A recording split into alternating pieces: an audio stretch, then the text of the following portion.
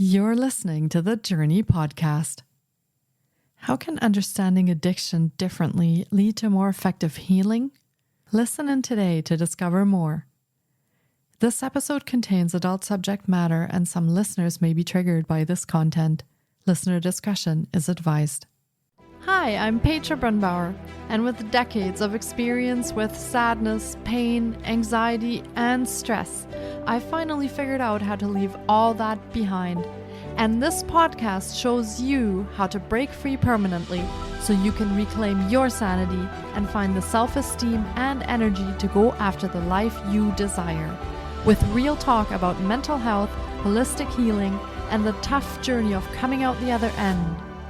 This is the Journey Podcast. Welcome to today's episode. Addiction affects countless lives, yet our understanding of it often remains limited to clinical definitions. In this episode, we take a broader, more holistic view of addiction and explore innovative approaches to healing and transformation. Our guest brings a unique perspective shaped by diverse experiences, from overcoming personal challenges to studying with indigenous healers.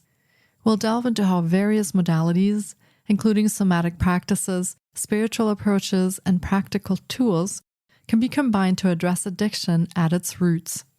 Discover how a holistic approach to addiction can open new pathways to healing and personal growth, and offer fresh insights into the nature of habit formation. Jakob Gricar is a trauma-informed transformational coach with over a decade of experience in personal development. He's honed his skills in various modalities from somatics to ontological coaching, NLP, CBT, and more. His journey began through overcoming an illness through spiritual practice at 13 and led to traveling all over the world, going from homelessness to leading retreats and mentoring multi-six-figure CEOs, multiple near-death experiences, becoming a yogi in India, and living in the Amazon jungle with the indigenous plant medicine keepers. He is now working with world-renowned coaches, learning from pioneers in somatics and supporting dozens of people through his online containers. Jakob built a retreat center in Guatemala and helped develop an eco-community in Mexico, founded a retreat company, Vortex Retreats, and co-founded 2 online programs, Dharma Academy and Metamorphosis. His approach is integrative and grounded in practicality, and through radical accountability aimed at producing real-world results. Here's my interview with Jakob Gricar.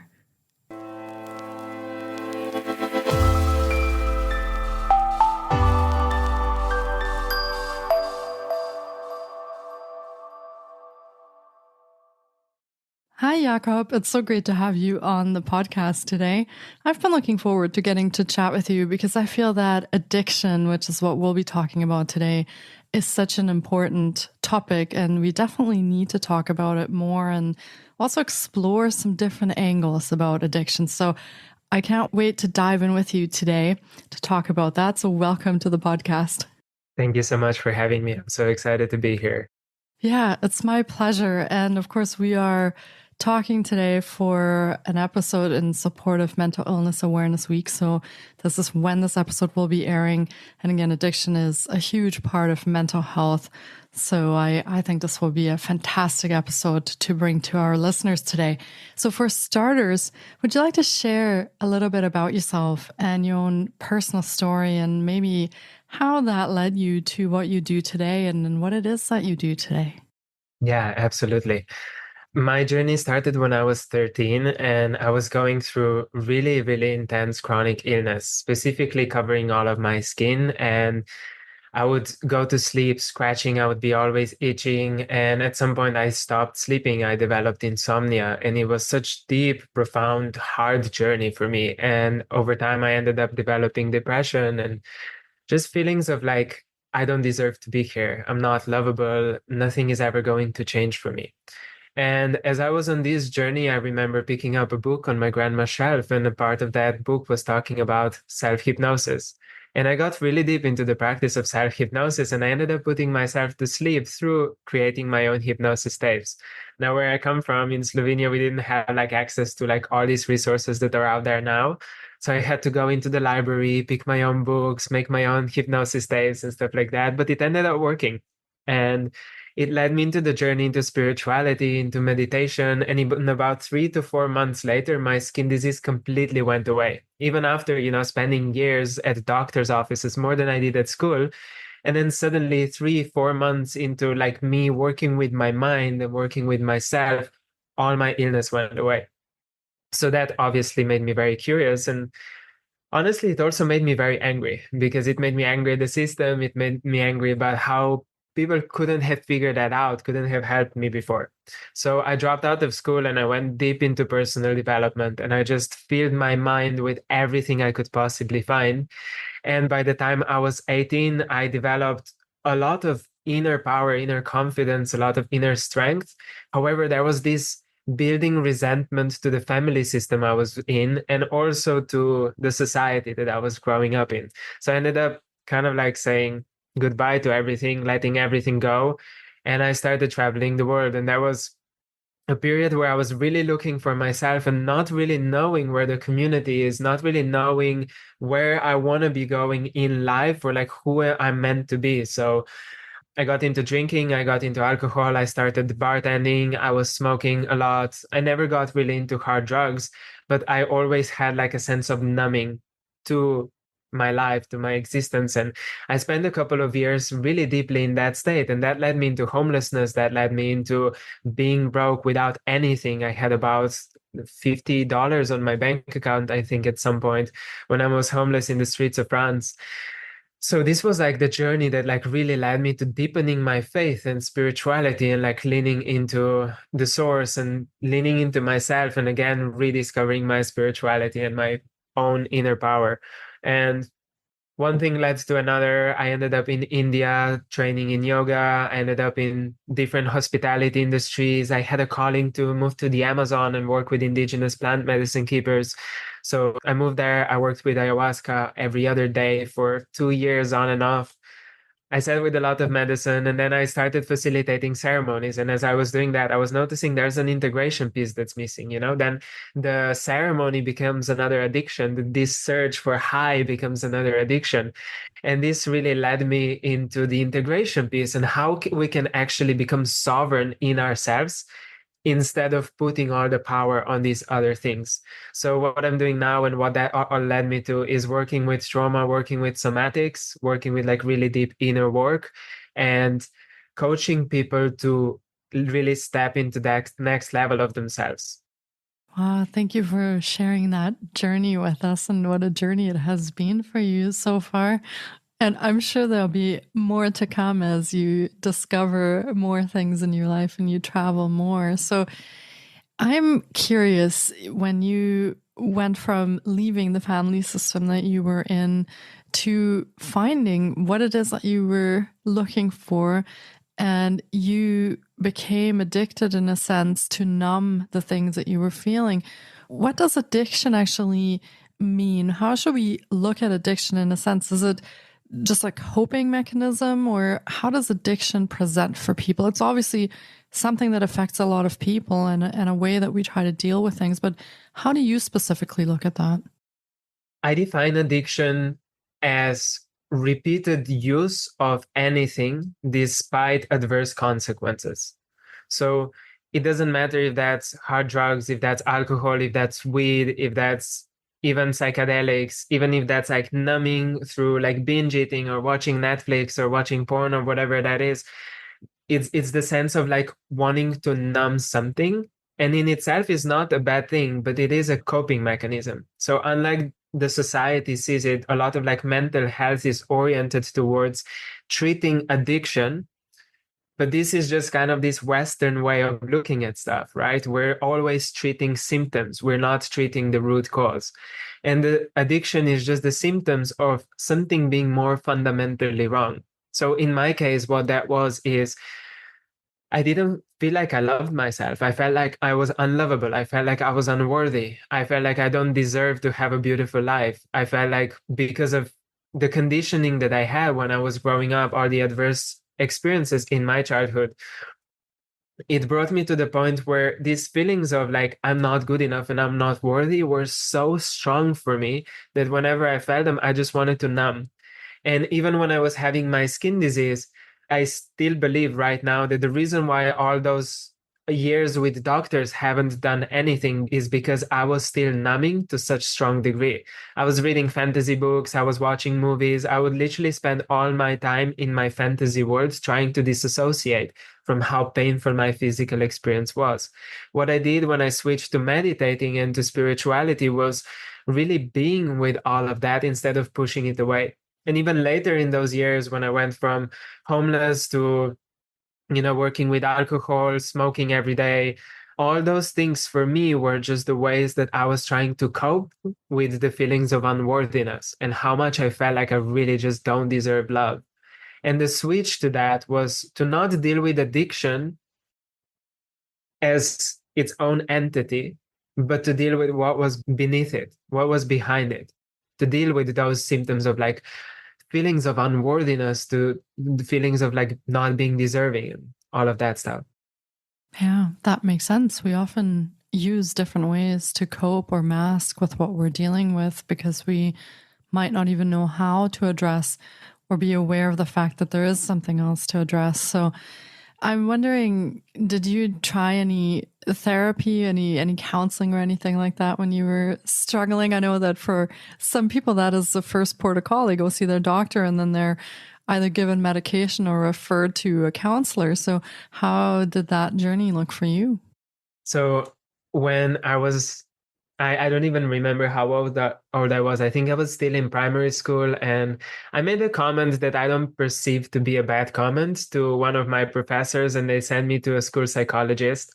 So that really made me feel that psychologists, therapists, psychotherapists wouldn't really get me, because my interaction with my first few psychotherapists that I went to in my early years always came from the perspective of just like validating what I was saying and also not really deeply seeking to understand what was behind it.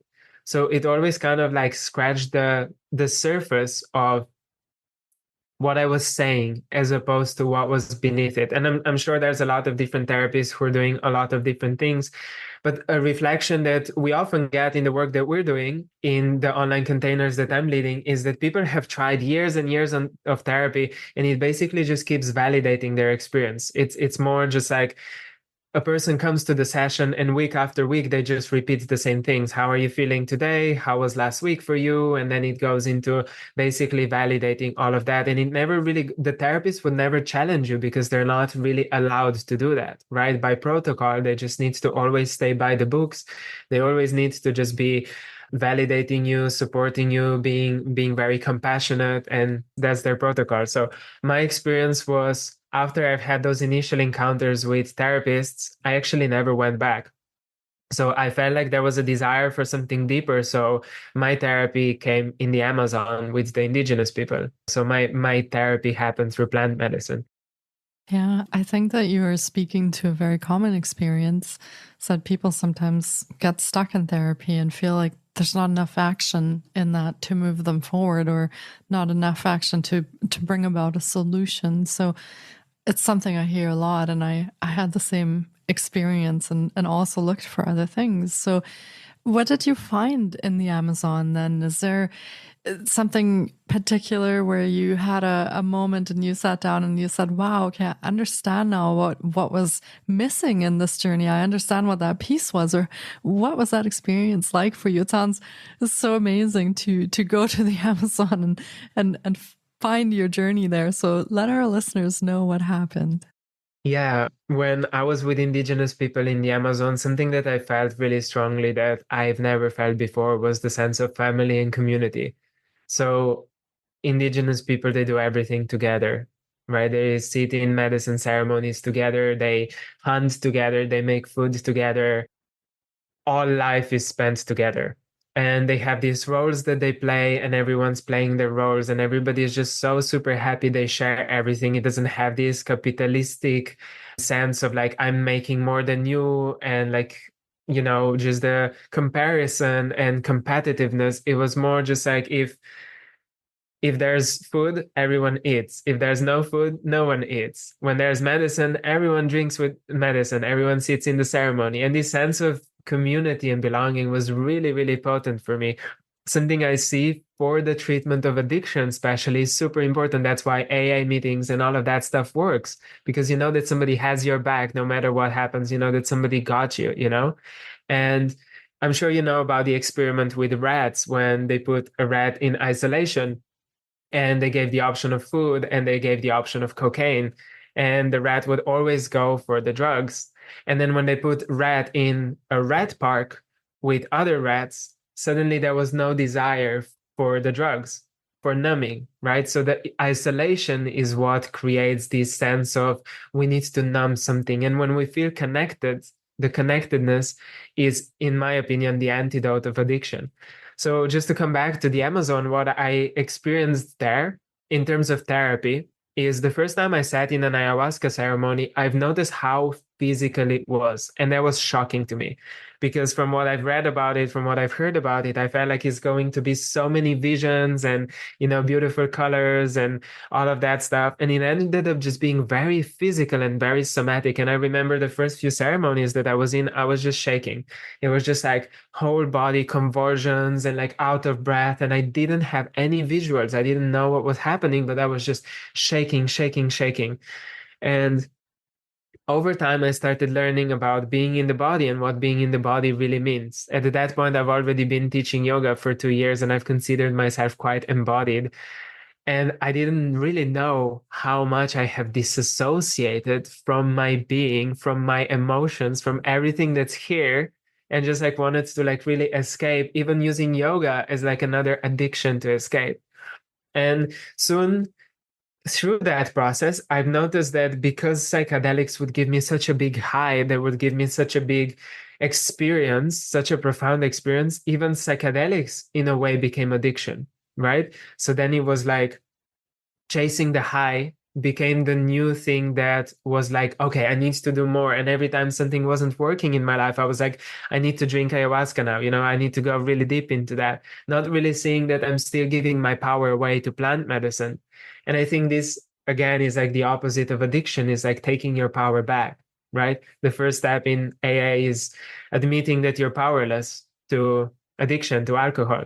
So when we realize that we are powerless to a certain thing, this is not as an affirmation saying that once an addict, always an addict, or like being powerless is like your state of being, but it is just admitting that you have been giving your power away. And this is a claim to get your power back. So no matter what the numbing thing is, if you're binge watching Netflix, it can be the same thing. You're giving power away over there. If you're scrolling on Instagram, you're giving power away to social media. If you're addicted to news, just watching news, you're giving your power away to that. It doesn't need to be drugs.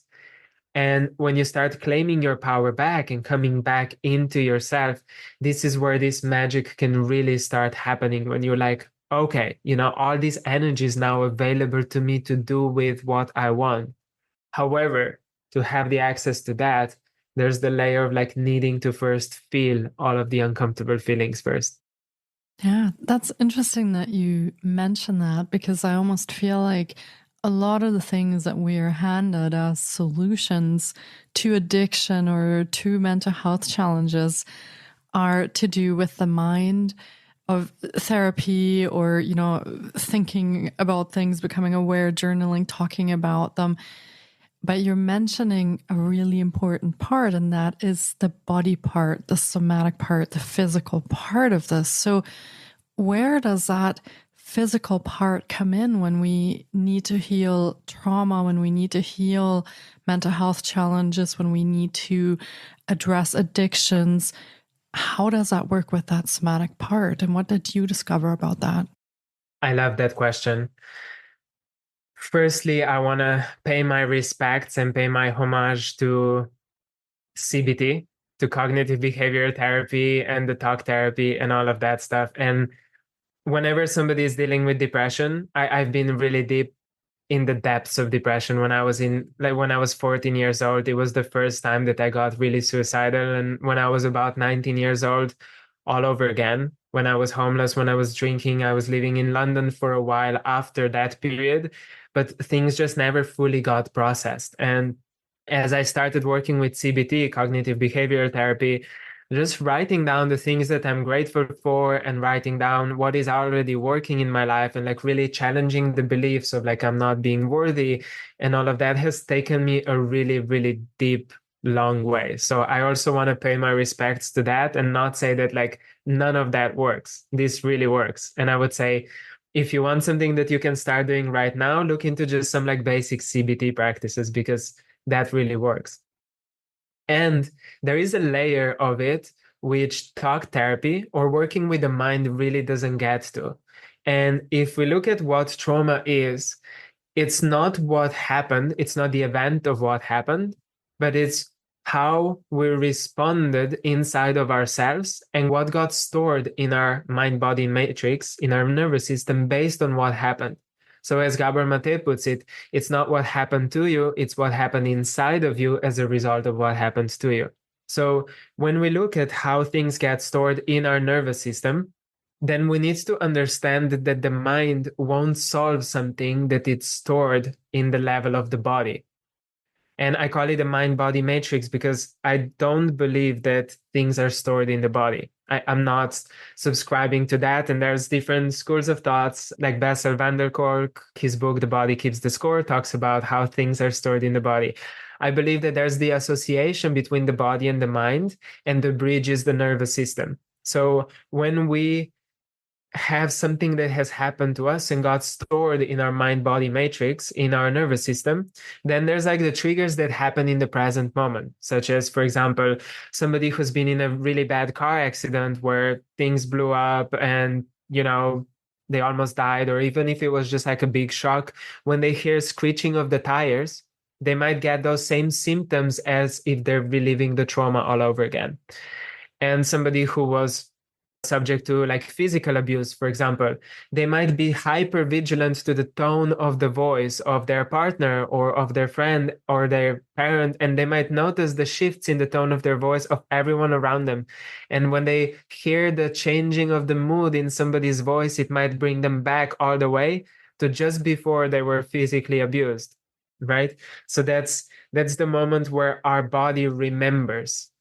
So in order to work with this remembrance, I don't believe the talk therapy really gets there. I don't believe that working just on a mental level can get you into the body. So how somatics work is tuning into the sensation, tuning into the emotion, tuning into the meaning making or the effect, tuning into the imagery, and just kind of bringing it back into the body. And what working with somatics is really just bringing things back up on the surface in a safe way. So when this trauma gets brought up on the surface, if it's brought in an unsafe container, this is called re-traumatization. So something gets brought back up on the surface, but it's not a safe space to experience it. So this can re-traumatize us. On the opposite side, what we work with in somatics is we bring it up on the surface in a safe space so that it can be fully felt through, and we can find some sense of completion for the things that have happened that we weren't able to complete in the moments that they have happened. So for example, in the terms of like physical abuse, if a person, and I can speak from my own experience, I was violently robbed in Argentina and I was held at knife point, and I didn't even know how much that stuck in my body until much later on. So there was like still a physical desire to push something away and to fight. And I would notice that even like years later, I would be clenching my fists when I would be walking down the street. Whenever I would see somebody who looked a little bit suspicious, let's say, to me, I would be clenching the fists and be ready to fight and just held myself in so much tension.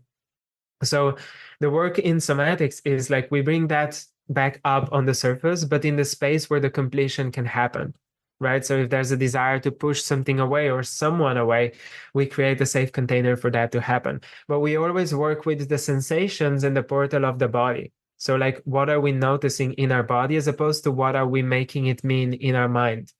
And the crucial part is also to differentiate between the two. So the mind is really important and the meaning making is really important because that's how our ego navigates the world. But what really creates the resolve for the things that are stored there are in the physical body. And oftentimes, again, speaking to numbing, if you've ever experienced heartbreak, like a real heartbreak, when it's somebody you really love and you're just realizing it's not going to work out, maybe they break up with you, or however that plays out, or just the circumstances don't make it line up. Heartbreak feels like literally your heart breaking. It feels like your heart breaking to pieces. And that's such an uncomfortable emotion. And I remember I was going through an experience that brought a lot of grief up for me and a lot of heartbreak not so long ago. And I was literally laying in bed all night in so much pain in my chest. And I was thinking, if there was drugs in the house, now I would take them. This would be the moment where I would go for something that would numb that pain, because the pain is just so much. And of course, those were just the thoughts. And, I've been on this journey for so long. I know myself and I could recognize the thoughts when they came up. I was like, oh, I see. Like now I see the drugs are not the problem. The numbing isn't the problem. It's the inability to deal with that pain. Thank you for explaining that. And those are some great insights. And I think that clears up a little bit why often therapy is not enough, because maybe we need a combination of a mind-body experience, and maybe also in the wrong order, that maybe first we need to reconnect with the body and then we can move on to some other things that involve the mind. So I really appreciate you sharing that, because I think that's a really helpful way and a very helpful insight to have about what actually happens to us when we experience trauma, and how that then moves on to possibly addiction or other coping behaviors that might not be very safe or beneficial for us. So I'm curious, if people can't go to the Amazon and they don't have that option to have this experience that you had, what are some of the first steps that we can take? You talked a bit about CBT practices that might help, but what are some of the first steps that people can take if they're now becoming aware of the fact that maybe something is happening to them in that sense that they can't process, or they don't have very extensive or positive coping mechanisms for what they're experiencing? What are some of the things they can do? I would say the first part is always awareness, right? Bringing the awareness to what your habits are, what your patterns are, what's there. And a lot of the times what happens is that when people start looking at themselves and how they're showing up, a lot of shame comes up. So seeing just firstly with a place of like just compassion, like, hey, this is what I'm doing. And like, this is what I'm using to cope. And not being like, I'm a drug addict or I'm an alcoholic. And even though this is a really essential step when it comes to certain modalities like AA and stuff like that, there's still the level of judgment to it, which is like, I'm an alcoholic, right? Where everything that happens in AA meetings is like, hi, my name is XYZ, I'm an alcoholic. And it just reinforces more of like just this identity of it. And I think just looking at what the habit is and looking at what the habits are without giving it too much power in the sense of identity, but just observing it like, wow, I'm using this to cope, right? I'm using Netflix, I'm using binge eating, I'm using whatever it is because there's something inside of me that is feeling too painful. So firstly, is like bringing awareness to that and just like really start clarifying what those habits are. And then oftentimes, a lot of people who are in that state, they live in like a functional freeze. They live in the space of disassociation. And dissociation is basically being disconnected from sensation, from the feeling, from the body. So a way you can come back into the body is to have like body-based practices. Yoga can be really great. I remember when I was in my teacher training and I had no idea what somatics were. I was in India. It was like week 3, I think, of my teacher training. And I was just in a hip opening pose with my hips open, with my knees bent, just laying on my back, holding one hand on my heart, one hand on my belly. And suddenly my entire body went into shaking. And I started crying, and all of this release happened, and I couldn't understand why. Not that I was seeking to understand why, but suddenly it was just this massive release coming through. And there's so much energy that we're having stored in our hips, in our shoulders, in our chest, in our neck, A lot of times when I work with people one-on-one, when we go into somatics, they're saying that they're feeling tension in the chest and they feel like somebody's choking them, and or the tension in the belly. And these are the portals to really getting to know that root cause, the root thing that you're trying to run away from. So firstly, I would say bringing awareness to it, and you can use a lot of journaling for that. CBT, like I've said, is really, really helpful, and it's something that you can just research, or you can look for a CBT therapist. I think it's the most studied modality in psychology. And then secondly is bringing body-based awareness. So part of it could be something like yoga, movement, dance, just like really getting yourself into the body. And if that's not accessible to you, because for a lot of people it's not, it could just be like tapping your body and just saying like, hey body, I'm here. Hey body, I got you. Hey, like I'm here. I want to connect with you, you know? Or just being in the shower, like letting the hot water run over you and just like feeling really every part. Because the disconnection from the body is where we create a lot of like separation from those things being able to be processed. And then it's not just physical practices like movement and yoga, but it's also physical awareness. So that means going into the space beyond the physical body, which is when we feel pain, for example, when I do this and I feel touch, this is the gross sensation, right? But when we tune into more into like this subtle, then we can feel like vibration, we can feel warmth in certain parts of the body, we can feel like tingling or movement. This is our felt sense. This is when we start to tune into more of these subtle nervous system responses. And this is where we really get to start tracking where things are stored and where the energy is being blocked. Because as I was saying, I don't really believe personally that the things get stored in the body. I believe that they get stored in this subtle space between the body and the mind. Because if they were only in the body, then a deep tissue massage could like basically take the trauma out of your body, right? But it's not like that. It's more like in the nervous system, in the nervous system responses. So the next step, I would say, first step, awareness, second step, like really learning to be in the body. And then thirdly, going more into this subtle space and just allowing yourself to be super gentle with yourself. Because what trauma is it's too much too fast, right? And what we want to do in the healing of trauma is the exact opposite. It's like, let's be slow with ourselves. Let's be really, really slow and gently coming into the spaces that are harder to go into and then going back into the sense of safety. So always creating safe space for ourselves first, but then coming a little bit towards it and then coming back into the sense of safety and just reminding yourself, like, I'm safe, I'm here right now, I'm safe, I'm safe. Whatever you need to do to feel that sense of safety. And when things get too much, if it feels like this is something that you can't work with by yourself, then you would want to get a therapist to help you, or somebody who's like skilled in some form of therapy that you choose that is something you want to go into. This is where also the community can come in, that you really know you can lean on somebody. And then just gently revisiting the coping mechanism, right? And just choosing to like rewrite that story. And instead of when these feelings come up, when these sensations come up, seeing the desire to numb them, but then also like leaning towards feeling them and just being like, okay, I can hold both, right? I can hold the desire to go for the substances, and I can also like here lean into the sensations that are present. And this slowly starts creating the separation from the habit. So it no longer becomes such a habit. It doesn't become instinctual. And you rewrite it with a different habit. And the different habit becomes, I'm leaning into the sensation, I'm leaning into the emotion. And as I was sharing, it's so important to work with the root cause, not the symptom. Yeah, good point. Thank you for sharing that. And definitely some steps there that our listeners can start with.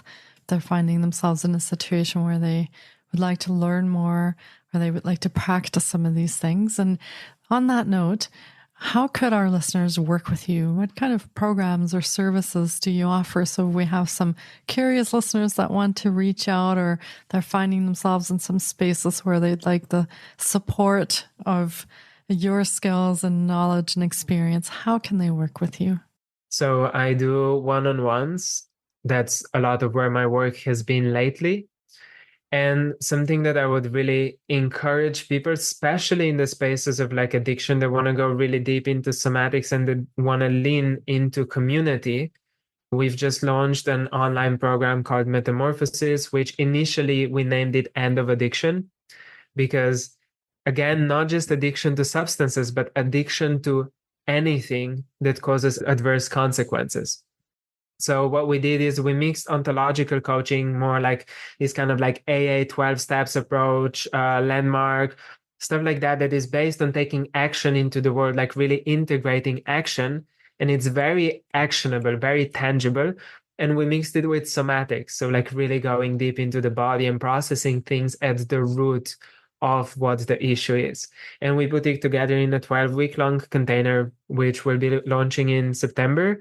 So I think this episode is released just after that. So if you just go on my website and look for Metamorphosis, you will see when the next round is happening. And the really big benefit of that is that it's not just us coaching inside the container, but it's also the whole community that is on the same wavelength, holding each other accountable.